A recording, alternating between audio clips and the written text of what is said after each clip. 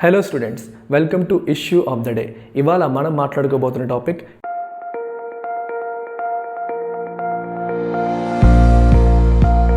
Israel పాలస్తీనా conflict. ఒక్కసారిగా మనం late 19th సెంచరీకి వెళ్దాం. ఆ టైంలో ప్రపంచవ్యాప్తంగా యూదులు లేదా జ్యూస్ అనేవాళ్ళు స్కాటర్డ్గా ఉండేవారు. ఎస్పెషల్లీ యూరోప్లో డిఫరెంట్ కంట్రీస్లో స్కాటర్డ్గా ఉండేవారు. వాళ్ళు rich but they were minorities everywhere. వాళ్ళంతా ఒక్క చోట అయితే లేరు. సో ఎక్కడున్నా వాళ్ళు మైనారిటీస్గానే ఉండేవారు. ఎక్కువ డబ్బులు మాత్రం ఉండేవి. అలాంటి సిచ్యువేషన్లో జ్యూస్ పైన మెల్లమెల్లగా అటాక్స్ అనేవి మొదలయ్యాయి. 1880sలో రష్యాలో యూదుల ఊచకోత ప్రోగ్రామ్ అంటాం, ఊచకోత జరిగింది. 1894లో ఫ్రెంచ్ ఆర్మీలో పనిచేస్తున్న ఒక జూయిష్ పర్సన్ పైన రాంగ్గా అభియోగం అనేది మోపారు. ఏంటంటే ఆయన ఫ్రెంచ్ మిలిటరీ ఇన్ఫర్మేషన్ని జర్మనీకి పాస్ ఆన్ చేశారని చెప్పి అతని పైన అభియోగాలు మోపి అతన్ని కన్విక్ట్ చేయడం కూడా జరిగింది. సో ఇవన్నీ చూసిన తర్వాత ప్రపంచవ్యాప్తంగా ఉన్న జ్యూస్ అంతా కూడా ఏకమయ్యారు. And they started fighting for their own homeland. మనకంటూ ఒక దేశం కావాలి, మనం ఎక్కడెక్కడో విడివిడిగా మైనారిటీస్గా ఉండడం వల్లే మన మీద ఇలా అటాక్స్ జరుగుతున్నాయి, మనమంతా ఒక ప్రాంతంలో మనదైన ప్రాంతంలో మనం ఉంటే మనకి ఇలాంటి అటాక్స్ జరగవు కదా అని చెప్పి వాళ్ళు భావించారు. So they started fighting for their own home land. దీన్నే జియోనిజం అంటాం, లేదా జియోనిస్ట్ మూమెంట్ అని చెప్పేసి అంటాం.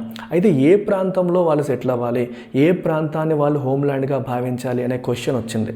సో వాళ్ళ రిలీజియస్ టెక్స్ట్ ప్రకారం ఆ రోజుల్లో పాలస్తీనా అని పిలువబడుతున్న ప్రాంతం ఏదైతే ఉందో ఆ ప్రాంతం అనేది అబ్రహాం, అంటే మనకి 3 అబ్రహామిక్ రిలీజియన్స్ యొక్క పేట్రియార్క్ అనమాట. అబ్రహామిక్ రిలీజియన్స్ ఏవి?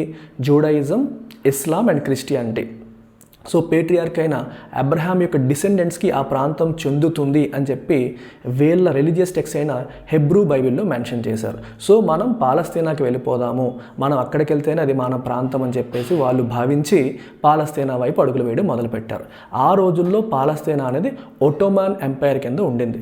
అంతకుముందు గ్రీకులు, రోమన్స్, డిఫరెంట్ ఇస్లామిక్ రూలర్స్ పరిపాలించారు. బట్ ఆ టైంకి ఒట్టోమన్ ఎంపైర్ కింద ఈ పాలస్తీనా రీజన్ అనేది ఉండేది. అప్పటికి ఇజ్రాయెల్ అనే దేశం పుట్టలేదు. సో ఈ జ్యూస్ అంతా కూడా డిఫరెంట్ యూరోపియన్ కంట్రీస్ నుంచి దే స్టార్టెడ్ మైగ్రేటింగ్ టు పాలస్తీనాకి ఆ రకంగా రావడం అనేది మొదలుపెట్టారు. అయితే వీళ్ళంతా రిచ్ పీపుల్ కాబట్టి పాలస్తీనా వచ్చిన తర్వాత అక్కడ ల్యాండ్స్ కొనడం మొదలుపెట్టారు. ఆ టైంలో అక్కడ ఆబ్సెంటీ ల్యాండ్ లార్డిజం, అంటే ల్యాండ్ లార్డ్ ఆబ్సెంట్ అంటే అర్థం ఏంటంటే ఆయన అక్కడ ఉండడు కానీ వేరే వాళ్ళకి ఇచ్చేస్తాడనమాట. కౌలుకి ఇచ్చేసి మీరు వ్యవసాయం చేసుకోండి అని చెప్పేసి ఇచ్చేయడం, ఆయన వచ్చిన దాంట్లో కొంత తీసుకోవడం, ఈ రకమైన పద్ధతి నడిచేది.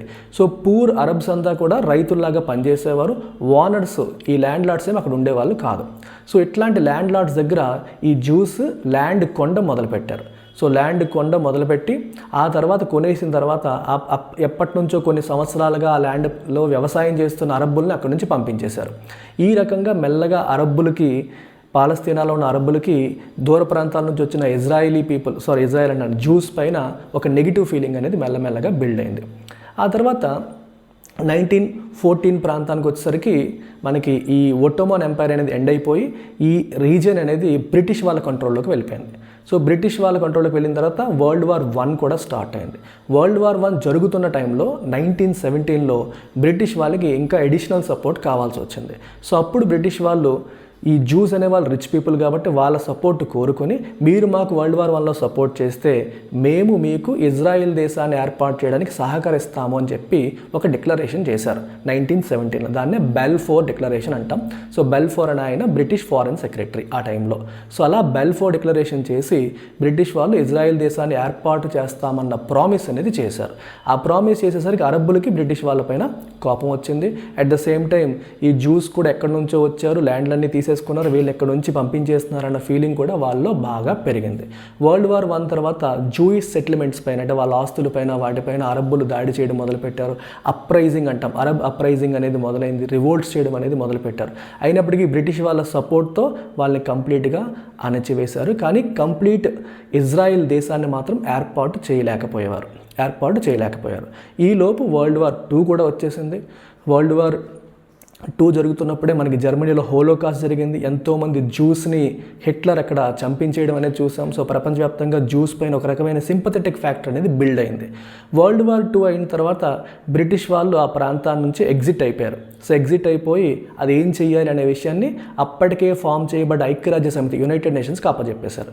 సో యునైటెడ్ నేషన్స్ 1947లో ఒక రెజల్యూషన్లో ఇజ్రాయెల్ దేశం ఏర్పాటు చేయాలి, ఆ ప్రాంతాన్ని 2 భాగాలుగా విడదీయాలి, 55% ల్యాండ్ ఇజ్రాయెల్కి చెందుతుంది, 45% ల్యాండ్ పాలస్తీనాకు చెందుతుంది అని 2 దేశాలుగా ఏర్పాటు చేయాలని చెప్పి ఐక్యరాజ్య సమితిలో తీర్మానం అనేది 1947లో జరిగింది. కానీ అరబ్బులు దాన్ని ఇమీడియట్గా వ్యతిరేకించారు. ఇది మా ప్రాంతం, మేమున్న ప్రాంతానికి వాళ్ళు వచ్చారు, వాళ్ళకి సెపరేట్ దేశం ఇవ్వడం ఏంటని చెప్పి అరబ్బులు వ్యతిరేకించారు. చుట్టుపక్కల ఉన్న అరబ్ దేశాలు కూడా పాలస్తీనాలో ఉన్న అరబ్బులకి సపోర్ట్ చేసి ఒక 5 కంట్రీలు కలిపి వచ్చి మనకి ఇజ్రాయిల్, జోర్డాన్ ఈ కంట్రీస్ అన్నీ కూడా కలిపి వచ్చి ఈజిప్ట్, జోర్డాన్ ఈ కంట్రీస్ అన్ని కలిపి వచ్చి అక్కడి జ్యూస్ పైన యుద్ధం చేశారు. అయితే జ్యూస్ అప్పటికే మిలిటరీలో బాగా ఆరితేరిపోయారు. యుఎస్, వెస్టర్న్ కంట్రీస్ అన్నీ కూడా వీళ్ళకి సపోర్ట్గా ఉండడం వల్ల, మోడర్న్ మిలిటరీ వీళ్ళకి ఉండడం వల్ల 5 అరబ్ దేశాలను కూడా జ్యూస్ ఓడించేశారు. ఓడించేసి 1948లో అఫీషియల్గా ఇజ్రాయెల్ దేశాన్ని ప్రకటించుకోవడం అనేది జరిగింది. సో ఈ ఫస్ట్ 1947-48 ప్రాంతంలో జరిగిన వారినే ఫస్ట్ అరబ్ ఇజ్రాయెల్ వార్ అని అంటాం. ఆ తర్వాత మళ్ళీ 1950స్లో ఇంకొక అరబ్ ఇజ్రాయెల్ వార్ జరిగింది, దాంట్లో కూడా ఇజ్రాయెలే గెలిచింది. 1960స్లో ఇంకొక అరబ్ ఇజ్రాయెల్ వార్ జరిగింది, దీన్నే 6 డే వార్ అని లేదా థర్డ్ అరబ్ ఇజ్రాయెల్ వార్ అని అంటాం. దీంట్లో కూడా ఇజ్రాయెలే గెలిచింది. ఇందులో ఇజ్రాయెల్ ఇంకా కొన్ని ప్రాంతాలు, west bank, Gaza strip, east Jerusalem లాంటి ప్రాంతాలు కూడా తన కంట్రోల్లోకి తెచ్చేసుకుంది. సో ఆ ప్రాంతాలు ఎప్పటికీ కూడా మనకి ఇజ్రాయెల్ మిలిటరీ కంట్రోల్లోనే ఉన్నాయి. సో ఈ ఇద్దరి మధ్య వివాదం అనేది అసలు పూర్తిగా తెగకుండా ఈ రకంగా ఇప్పటికీ కూడా నిలిచిపోయింది. ఇప్పుడు 1990s, 2000స్లో ఎన్నోసార్లు ఇద్దరిని కలపడానికి ప్రయత్నం చేసినప్పటికీ అది సాల్వ్ కావట్లేదు. సో 2 స్టేట్ సొల్యూషన్ అని చెప్పి ప్రపోజ్ చేస్తారు. అంటే ఇజ్రాయెల్ ఉంటుండగానే మళ్ళీ పాలస్తీనాని సెపరేట్ దేశంగా దానికేమో ఇజ్రాయెల్ ఒప్పుకోవట్లేదు. సో ఇప్పుడు ప్రపంచంలో ఉన్న దేశాల్లో ఒక 160+ కంట్రీలు ఇజ్రాయెల్ని గుర్తిస్తున్నాయి, 130+ కంట్రీస్ ఏమో పాలస్తీనాని సెపరేట్ కంట్రీగా గుర్తిస్తున్నాయి. మొత్తం 190+ కంట్రీస్ ఉన్నాయి కదా. ఈ 190+ కంట్రీస్ కూడా 2 దేశాలని గుర్తించే పరిస్థితి అనేది లేదు. కొన్ని ఇజ్రాయెల్కి సపోర్ట్గా, కొన్ని పాలస్తీనాకి సపోర్ట్గా ఉన్నాయి. 2 దేశాల మధ్య చాలా టెరిటోరియల్ ఇష్యూస్ అలాగే ఉండిపోయాయి. ప్లస్ రెఫ్యూజీ ఇష్యూస్, చాలామందిని పాలస్తీనియన్స్ని ఆ ప్రాంతం నుంచి డిస్ప్లేస్ చేసింది ఇజ్రాయెల్. సో వాళ్ళు తిరిగి వస్తామంటే ఇజ్రాయెల్ రానివ్వట్లేదు. ఇలా చాలా ఇష్యూస్ సెటిల్ కాకుండా ఉండిపోయి. అలాగే జెరూసలం అనే ప్రాంతం కూడా పాలస్తీనా ఏమంటుందంటే ఈస్ట్ జెరూసలం మాకు ఉండాలి, వెస్ట్ జెరూసలం వాళ్ళకి ఊరినా పర్వాలేదు అంటుంది. ఇజ్రాయెల్ మాత్రం మొత్తం మాకే చెందుతుంది, మేము ఎవరికి అలో చేయమని చెప్పేసి అంటుంది.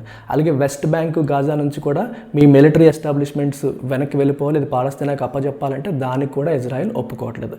చాలా ఇష్యూస్ సెటిల్ కాకుండా అలాగే ఉండిపోయాయి. ఇది ఇజ్రాయెల్ పాలస్తీనా యొక్క కథ. ఇప్పటికీ కూడా వివాదం అలాగే ఉంది.